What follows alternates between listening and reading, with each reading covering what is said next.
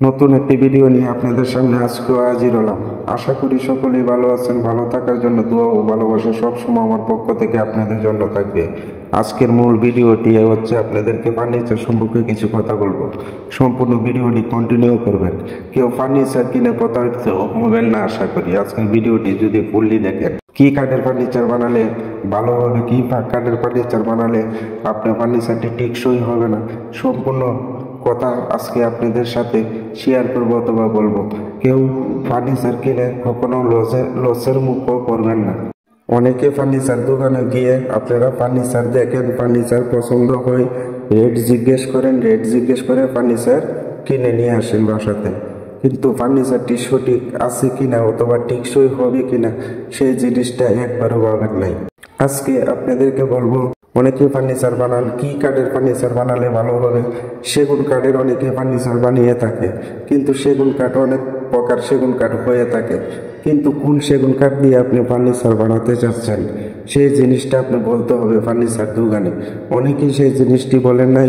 অনেকে ফার্নিচার কিনতে যান, কিন্তু কিনতে গিয়ে সেগুন কাঠের ফার্নিচার পছন্দ হয়েছে, কি সেগুন কাঠ সেটা তো আপনি জানেন না।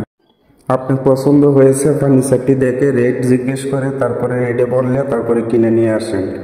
বা একবার কি পাবেন আপনি পরিশ্রমের টাকা যাতে বিফলে না পড়ে, এই কারণে আজকে ফার্নিচার সম্পর্কে আপনাদের সাথে দুইটি কথা বলছি। সেগুন কাঠ অনেক প্রকার হয়ে থাকে, বার্মাটিক সেগুন হয়ে থাকে, চিটাগাং সেগুন হয়ে থাকে, মধুপুরী সেগুন, দস্যুটা সেগুন।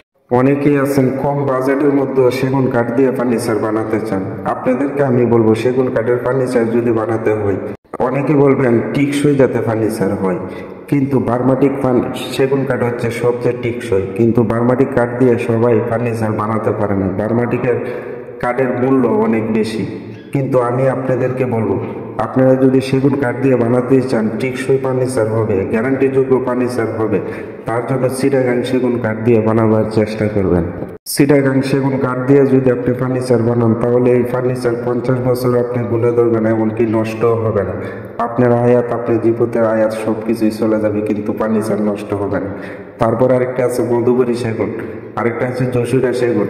যারা রেডিমেড মাল কিনতে যান তারা কিন্তু সেগুন কাঠ চেনেন না। আমি বারবার বলি, আপনি সেগুন বুঝিয়ে কিনে নিয়ে আসেন, কিন্তু আগে জিজ্ঞেস করবেন কি সেগুন কাঠ, এটি কি সেগুন কাঠ দিয়ে আপনি তৈরি করলেন।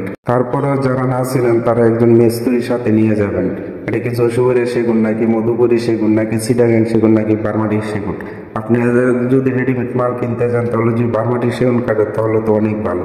তারপরেও যদি বার্মাটিক না হয়, চিটাগাং সেগুন কাঠ যদি হোক তারপরেও ভালো, কিন্তু শাড়ি আছে কিনা তাও যাচাই করবেন। আপনাদেরকে বারবার আমি অনুরোধ করবো, যদি সেগুন কাঠ দিয়ে ফার্নিচার বানাতেই হোক তাহলে আপনারা চেষ্টা করবেন চিটাগাং সেগুন কাঠ দিয়ে ফার্নিচার বানাবার জন্য। আর আজকের ভিডিওটি কেমন হলো আপনাদের কাছে কমেন্ট করে জানাতে কিন্তু ভুলবেন না। এখনো যদি একটা লাইক না দিয়ে থাকেন, একটা শুধু লাইক করে দেন। সবাই ভালো থাকবেন, সুস্থ থাকবেন। পরবর্তী ভিডিও আবার নিয়ে আসবো, আপনাদের কমেন্টে জানাবেন কি ভিডিও চান।